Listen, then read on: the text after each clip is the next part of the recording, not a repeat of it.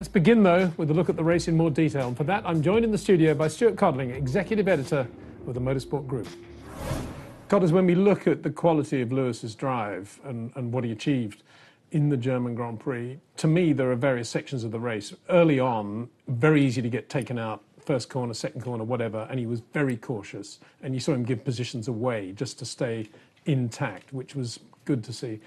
Second part of the race on the softs, making those last for as long as they did, and Kimi coming out on new tyres, pulling away from Lewis, but then Lewis, after about 7 laps, keeping the gap at 3 seconds to Kimi, and actually starting to close Kimi again. That was a big point of the race. And then, of course, the last phase of the race, when it was greasy in some corners, and Lewis's ability just to feel the car, the changing conditions, to make it work on used Ultrasofts, particularly after the restart, just fabulous. Yeah, I think for me, even beyond that marvellous first stint on the softs, where, as you say, he did make them last brilliantly, and he was making ground through the field, wasn't he? Yeah. Whereas when Seb was on the softs and later in the race on a lighter car, he made a Horlicks of it and threw it into the kitty litter, and that must be connected to the fact that on new-ish Ultrasofts that were nice and warm at that point, Lewis had taken, I think, 11 seconds out of him. Yeah. So even if he hadn't thrown it off, we might have seen Lewis actually coming up and passing him for the lead. So here's a question for you. Had Lewis not had that problem in qualifying and started on Ultrasofts, would he have won this race? It's one of those great imponderables, but actually you might find he probably wouldn't have done. Yeah, it's an interesting one, isn't it? Because he would have come in, I don't know, not as early as Kimi obviously did, but he would have come in relatively early, and maybe it would have been a different race completely at that point, and maybe Seb wouldn't have gone off under that pressure. Having said all of that, let's talk about the Lewis towards the end of the race, almost coming into the pits and not then making that move and staying out. Indecision from the Mercedes pit wall, but they got away with it, and we can say now a lot of great calls by Mercedes. But that moment, very risky for everybody. Well, the winner writes history, don't they? And was it indecision, or was it just a little bit, maybe the people on the Pratt perch turned around and saw the Keystone Cops moment going on behind them with tyres all over the place. What are we going to put on this car? And thought, actually, maybe you should just stay out while we get sorted out around here. Yeah, which was obviously a good call. But when you look at the stewards' report, they bring up 2 factors. One, well, there's one issue. One was that basically it was under the safety car conditions, so that was a mitigating circumstance.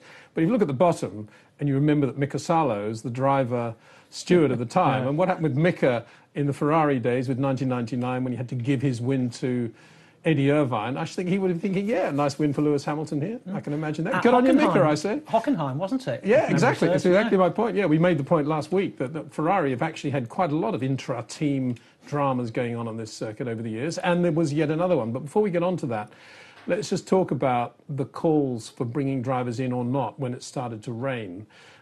There's a lot of talk about the gamble, and the question is, what is the gamble? Is the gamble that it might rain, and therefore if we're on the right tyre it'll work for us, or is the gamble to stay on dries because you've got a driver that you can use well if it is a bit greasy and pick up track position?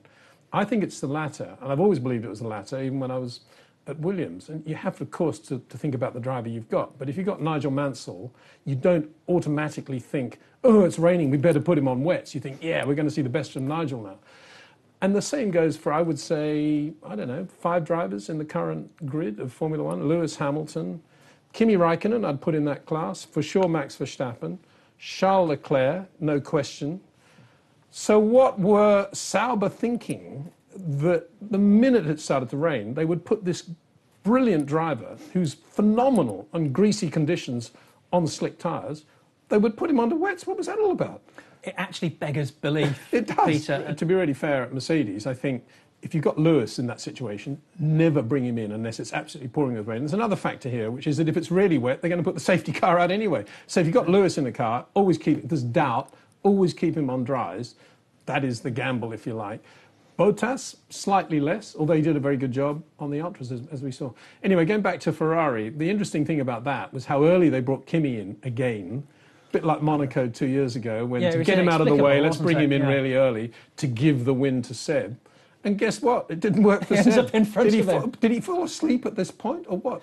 Because It was very, very weird. I didn't hear Seb on the radio when he was stuck behind Kimi saying, look, I'm really sorry, guys. I know you brought Kimi in early to give me the race, but for some reason, I just didn't pick it up, and now I'm behind him. I'm really sorry. Can you let me pass? I didn't hear any of that going on. It was all quite dictatorial. I want the position now.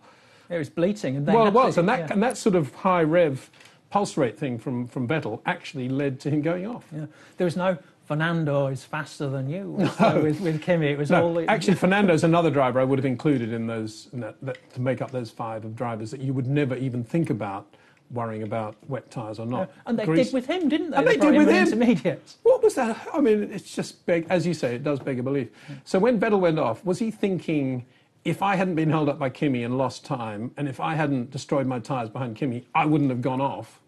He might have done. I'm sure that's what's going on in the Ferrari debrief right now. Yeah, they're probably arguing about it. And also, he was on the soft tyres, which probably at that point was not the right tyre to be on, even as a slick. The ultra soft was clearly much better. And speaking of Charles Leclerc, what about that 360? It was marvellous. That was brilliant. It was a 5.9 or a 6. I didn't have my scorecard up.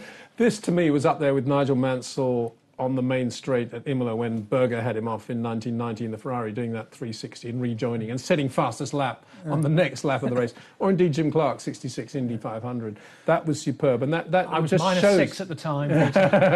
That just shows Charles' talent and car control.